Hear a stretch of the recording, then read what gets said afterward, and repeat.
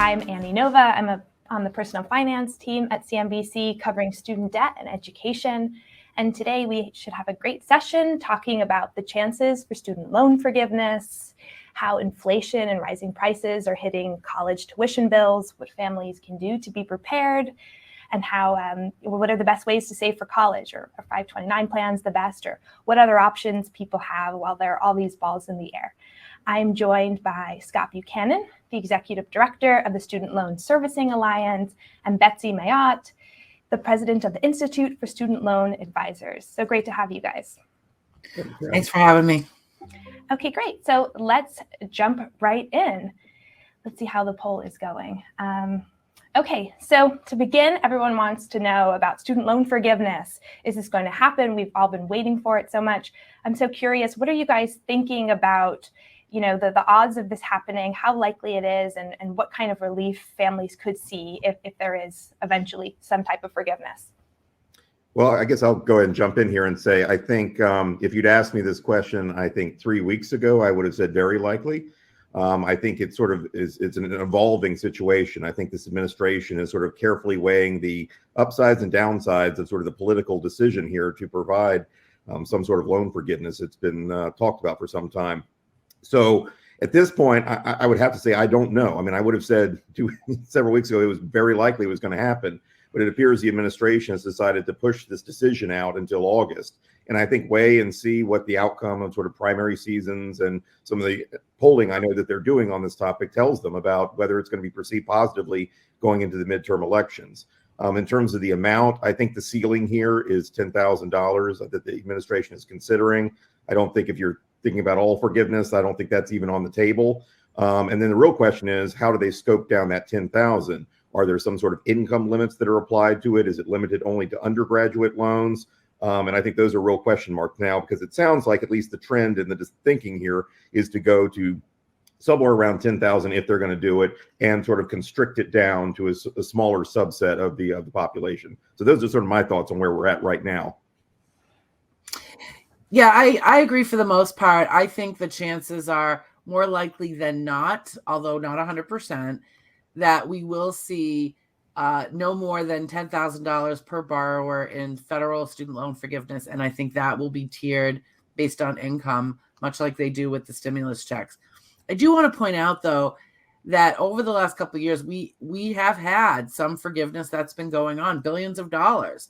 But that forgiveness has been targeted to some of the more vulnerable populations. The Biden administration has been using the national emergency situation to loosen up the rules for existing programs, such as those that discharge loans for people that are permanently disabled, students that have been defrauded by their institutions, borrowers that pursue a career in public service loan forgiveness fields, or have their payments based on income. So we do have some forgiveness that's going on now, but it's for very specific populations. Right. What's different here is the fact that there could be broad-based student loan forgiveness, and you could have tens of millions of Americans, regardless of a lot of different factors, getting their student loans forgiven. So interesting. We asked the advisors here on our poll, do they think student loans will be forgiven, and how much? And it seems like 75% of advisors here are saying they believe a portion will be forgiven.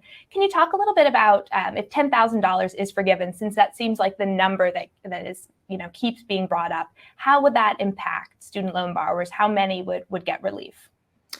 So based on the data I've seen, this would be extremely beneficial to about a third of federal student loan borrowers. And what's interesting is when people think of who struggles with student debt, they assume it's the people that owe $100,000, $200,000 in loans. But the fact of the matter is, you are much more likely to default if you owe less than 10 grand. And that's because generally, if you have lower student loan debt, lower than the national average, that is more likely to mean that you have debt in no degree. So the reason you only owe 10 grand or you only owe 5 grand is because you attended college but never completed. So again, you have the debt and no degree. So that population of borrowers is much more likely to default or suffer from significant delinquency. So Now, the borrowers that do owe six figures, forgiving 10 grand might not make a difference at all in their monthly payment amount, especially if they're on a payment plan that is based on their income rather than a payment plan that's based on their balance. Yeah, so that leads into my next question. It seems like even if there is some amount of student loan forgiveness, it's going to be limited. So how should financial advisors be advising and talking to their clients about payments resuming, the forbearance that's been in effect throughout the pandemic since March of 2020 is scheduled to end at the end of August? So, people are probably still going to be hit with their student loan bill again, even if there is some forgiveness. What should advisors be telling their clients? Well, I would think a couple of things here. Number one, if you isolate the issue of the payment pause for federal borrowers here today, I think what's been probably a best practice for those individuals who obviously have the income to be able to make their student loan payments in normal times, those individuals should be setting aside and pretending as if these payments are still being due. Set it in your bank account, dedicated. And then I think, assuming once we get to resumption here, it would be a great opportunity to make a lump sum payment onto your loan to reduce the principal, since interest is not being accruing, which would basically move you ahead in the payment cycle here. Mm-hmm. Now, obviously, that's for those who have the financial wherewithal. Probably those people that were once talking to financial advisors today. But I would say if you're thinking about what strategy to take in terms of thinking about loan forgiveness, I think you'd be ill-advised to ever advise a client to build a financial plan based upon hypotheticals of what the government may or may not do. Now, if it comes and there's a windfall, great. And you have some sort of benefit, but your strategy from a personal finance perspective should not be premised upon what may or may not happen. I think we've seen that time and time again as resumption gets kicked down the road, as loan forgiveness is 50,000, 10,000, none. Building a plan based upon even some level of forgiveness is probably a bad idea until it actually happens, if it does. So we have a chat here I just want to point out to the right. So any advisors who want to throw in a question, we would love to bring that into the discussion. There's actually a question from Heidi Maloney. She's saying, what about people who paid off their student loans? What can be done for them? Is there talk of a tax credit, or how do you make sure that this is fair for people who've paid off their loans already? I have absolutely no hope that people that have paid off their loans will receive any type of benefit from any type of broad forgiveness or other program in the future. So what should we do for those people? We should congratulate them and help them move forward with their new financial goals now that their student loan debt is gone. Okay. If I might, I think that just highlights the complexity of the decision of this loan forgiveness program for the administration, right? Which is that there are going to be people who feel like they've been left out, or I did the right thing, why didn't I get paid? And that's the political complexity of this discussion.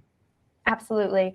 Okay, so now another big topic, of course, right now is inflation. People are seeing the price of goods everywhere go up, at the gas pump, at the supermarket. How much is it hitting college tuition bills?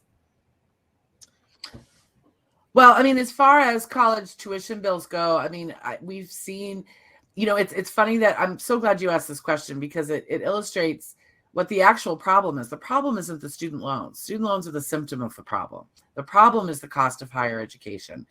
And higher education costs continue to rise. What makes this year and what's currently going on with the economy even more impactful to consumers is the fact that the interest rates are based on the economy. So people taking out loans this year are going to have higher interest rates on those loans for as long as they have those loans than people that took out loans last year or the year before, or the year before that. Well, and I think next year, if we're looking at market trends right now, because as Betsy highlights, the federal student loan program is tied to publicly traded rates. I think it's pretty clear that probably next year at our current trajectory, they're going to rise again, and maybe even more so. So I think that's something that families have got to consider, is that that's an important consideration. The cost of college is a 4-year cost if you're going to get a bachelor's, 2 years if you're getting associates. And you need to think about that from a planning perspective, not just what does this year look like, but what will next year look like, and what will the cost of borrowing, if you do so, look like in the future. And it's likely to be more expensive tomorrow than it is today. Makes a lot of sense. So with all the trouble in the market that we've seen of late, and the sort of scary headlines and fears that we're going into a recession, how worried should people be who are saving for their children's education in a 529 investment account? Well, I mean, in a lot of ways, 529s are no different from other investments. If you're starting when your child is 1, then you can ride out the market because you're looking at this investment over the long term. But if you're starting this 529 plan when the child is 17, then you should be worried about what the market is, because your investment is not going to do as well as it would in another year that didn't have the economic stresses that we currently have. Okay, we're having another question in the chat from Bridget. She says, will student loan forgiveness include graduate loans? I think this is a great question because a lot of loans we know are held by graduate students and they tend to have larger balances. Would they be included?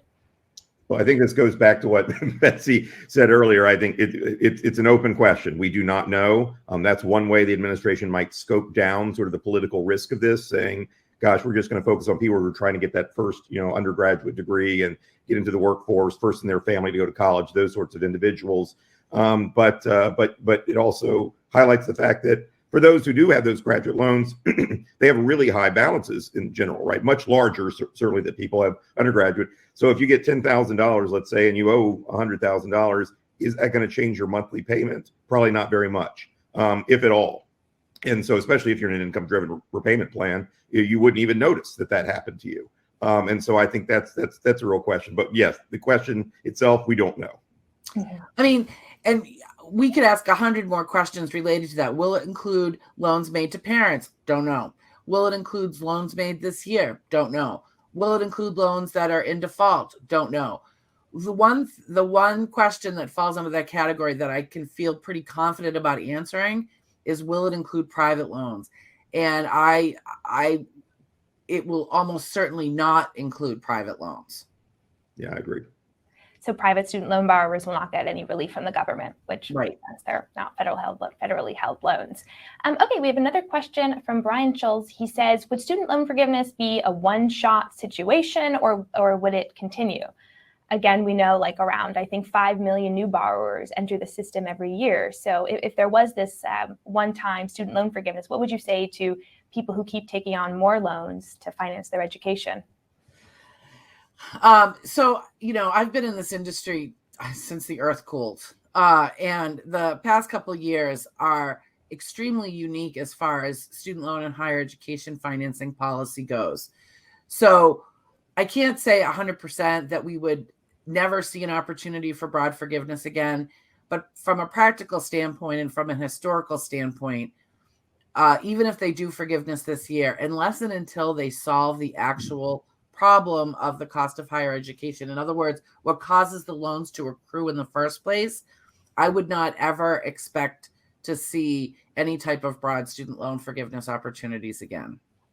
Wow. I think in particular, if you just look at the cost of what is even being proposed, I mean, it's sort of unsustainable as a potential federal policy. I mean, you're talking about spending 10 times in 1 year what we spend on food stamps for loan forgiveness in this country. And as a matter of policy, I think that's just going to be difficult to even consider replicating in the future. It might be possible in this political environment right now, given the pandemic. I just don't see it likely to happen again. And again, that's part of the political problem here about what does that mean for the expectations of future borrowers, families who are sending their kids to college in 2 years from now. And that's why I think from a financial advisor perspective, we need to treat this consideration as a very much an anomaly and build plans for families that do not consider this. Again, maybe it's a windfall and one-time situation, but don't build a financial plan for your life premised on future loan forgiveness. Yeah, so much uncertainty right now. Another big question people have is student loans have the payment pause has been extended multiple times. It's now going to resume supposedly at the end of August. What do you guys think? Do you think there's a chance this could be extended yet again, or this is really it? Go ahead, Scott, you first. Sure. Well, I mean, if past is prologue, then we have delayed this multiple times. I think the problem that we're now in is what is the trigger for returning to repayment? What is this sort of scenario in the economy? I mean, by all accounts, when we last delayed this, unemployment was at record lows, and we didn't even have the inflation issue really burdening us right now the way it is today. And so economically, we were sort of in a situation where things were back to pre-pandemic levels. and we kick the can then. So, is it likely? I will say this, given the fact that we have a midterm election coming up in November, would an elected official who's looking to, sort of, I think, further their party's prospects in the midterm election, would they want to be the person to turn on student loan payments right before that election? I think the answer is probably no, and I wouldn't be surprised if we saw some sort of brief extension past November into the December or January time period. Makes a lot of sense, especially when we know that there's, predictions that after almost 2 years of not paying their student loan bills, there could be a bit of a rough, choppy waters when borrowers start again.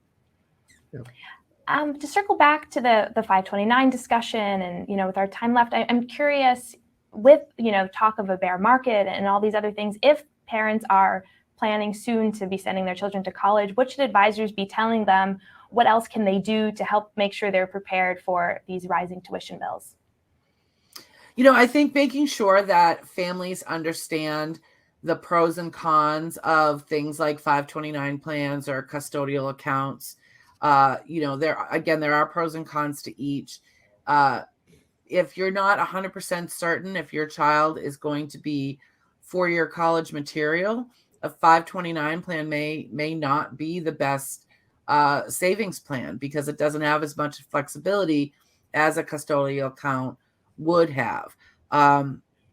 They have opened up 529 plans where now you can use them for expenses for K through 12 to a certain extent, and up to, I believe it's 10 grand for actual student loan payments. So, but again, making sure that families understand what a 529 is and what it can do. And also there's multiple types of 529s. Are they better off looking at a prepaid tuition type of 529 plan or a straight college savings plan? So, the best thing they can do is educate the fine points of these plans to the families.